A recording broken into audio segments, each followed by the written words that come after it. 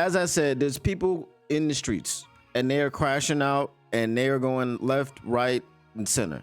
They're going, choose your side. And you're either with Brad Holmes or you're against Brad Holmes, and there's no gray area and there's nothing in between.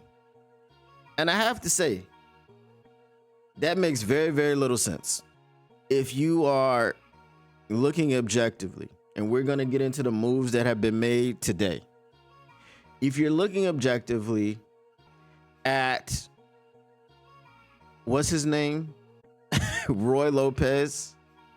If you're looking objectively at Levi Onwuzurike, if you're looking objectively at Kevin Zeitler walking away, you're looking and saying the Roy Lopez signing was a signing that we needed to make. Why is that? He played all 16 games last year. There's film of him being stout against the run when we played against the Cardinals. There's film of him doing what we need him to do, rushing the passer, putting pressure on, getting into the backfield, getting to the passer, wreaking havoc. He may be a depth guy. He's not a household name, but there's film of him doing the things that we need him to do. Why do we need him to do those things? Because Alim McNeill is not going to be available for probably the beginning of the season. If you're thinking about it as an objective person, he tore his ACL in week, what?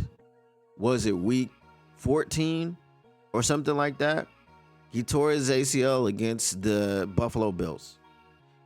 So if you're looking at it objectively and you look at the timeline of that injury, you're like, he's probably not going to be back for training camp. He's probably not going to be ready to go at the beginning of the season.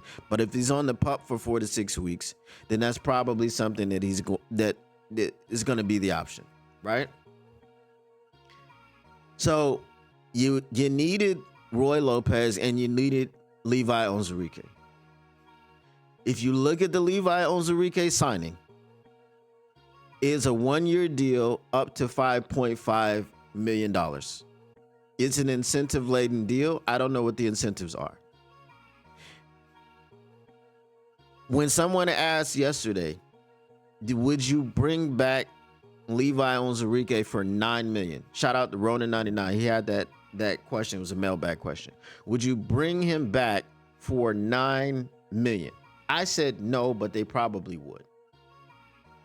I was wrong on the number, not the fact that they would bring him back. They brought him back. The number was up to $5.5 million. I like the fact that it was an incentive-laden contract. I like that. Because I was also not really feeling bringing him back. I wasn't feeling bringing him back for, I think PFF had this salary projection, which was wild. It was the wildest projection. He was supposed to get like 40 million or something. I don't know if it was per, or he was supposed to get like a large number per, like 15, upwards of 15, 20 million. I remember Kevin Zeitler saying that we would probably have two $20 million guys, meaning him and Alim McNeill. Levi Onwuzurike had 3 half sacks. Not 3.5, 3 half sacks for the entire season.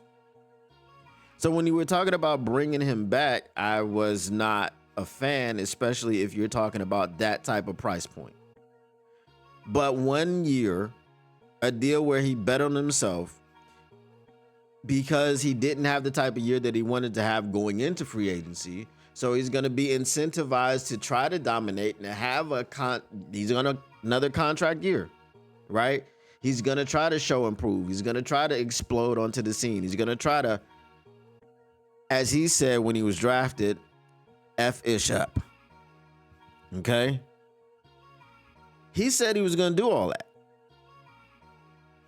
And he didn't do it because he was injured most of the time. Last year was his first actual full season of being healthy. So now he's going to go into free agency next year, hoping to have improved his stock at the negotiating table. He wasn't a $20 million guy if he only signed 1 year for $5.5 million. He and his agent know that his production from this past season wasn't what is going to warrant all that money. And that's what he wants. Right? He wants all that money. He wants to be mentioned in the conversation. Right? When you talk about the top 5 defensive tackles in the league, who are the 5 best rappers of all time? Think about it. Dylan, and Dylan. Because I spit hot fire. Right? That's what that's where he wants to be. He wants to be in that situation. Right? He wants to be talked about amongst those people. Hold on. I think Easy is in the meeting.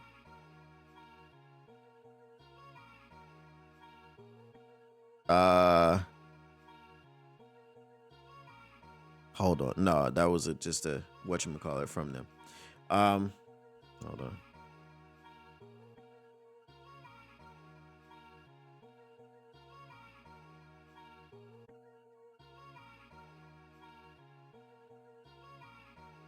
He don't have a Google Meet. How you don't have Google Meet, bro? Anyway. All right. So he wants to be mentioned in that upper echelon, and that he just didn't have the production last season. So now you got him for 1 year, up to $5.5 million.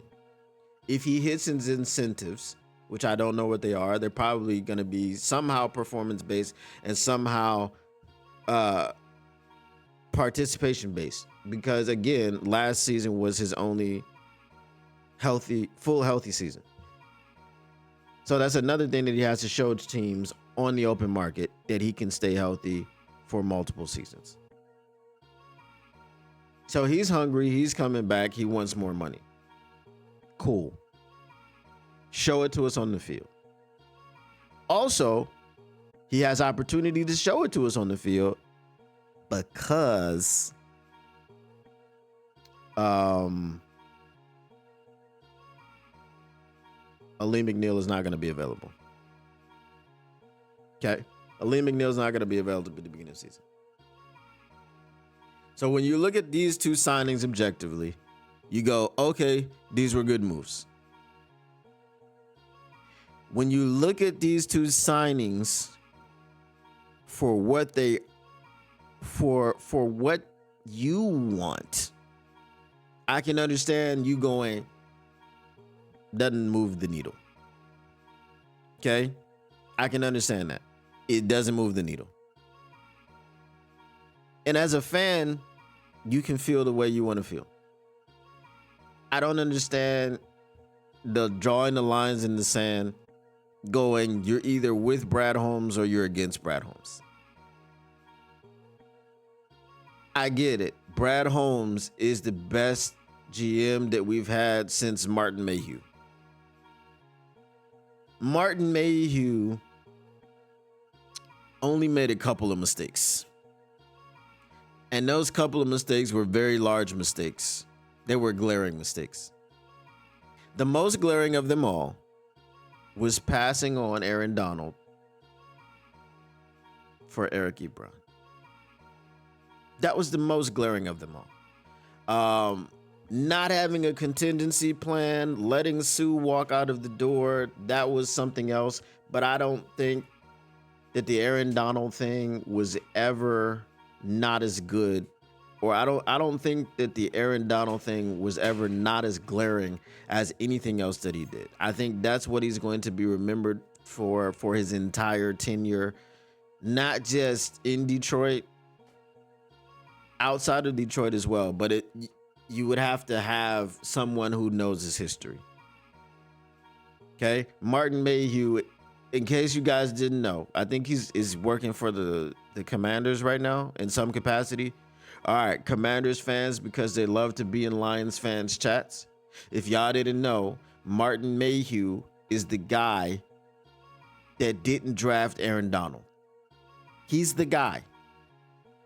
We had the 8th overall pick, and he's the guy that took Eric Ebron. Okay, I'm just putting that out there. He's with, he might even be with the 49ers. I don't know. 49ers fans, if this gets to you, I might even change the tags so this can reach a couple more fan bases. 49ers fans, Commanders fans, Martin Mayhew is the guy that did not draft Eric Ebron or did not draft Aaron Donald, and he took Eric Ebron. So just remember that. All right. So Brad Holmes is the best one that we've had.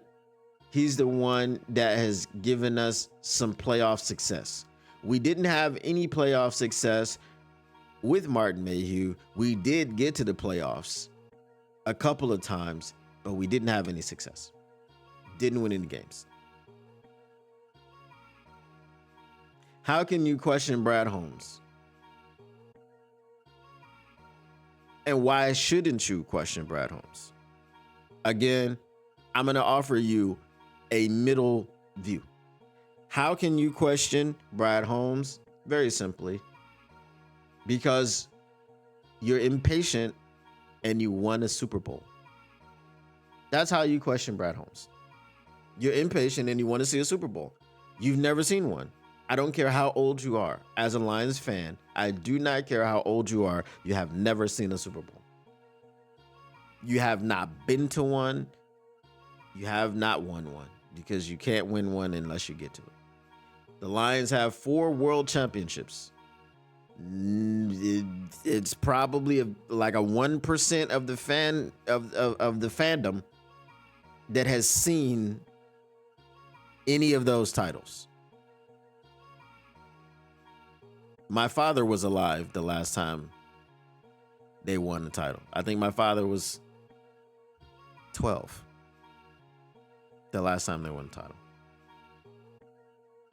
Fortunately, my father's still alive today, but I can't really talk to him about it because he ain't really a fan like that. I don't know what he was doing.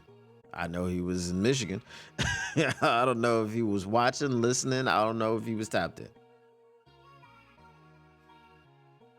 So that's how you can question Brad Holmes, because until the Lions win a Super Bowl, until the Lions visit a Super Bowl, not with tickets that they bought, on the field in Lions uniforms as one of the 2 teams playing on the field, until you see that with the Detroit Lions, I understand that you are upset. How do you not question Brad Holmes? How should you not? Why should you not question Brad Holmes is what I'm looking for.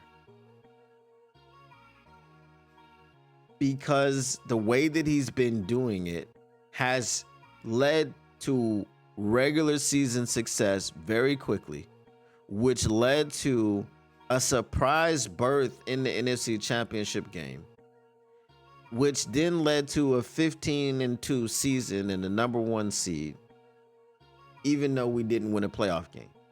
Wasn't Brad Holmes' fault that we didn't win the playoff game.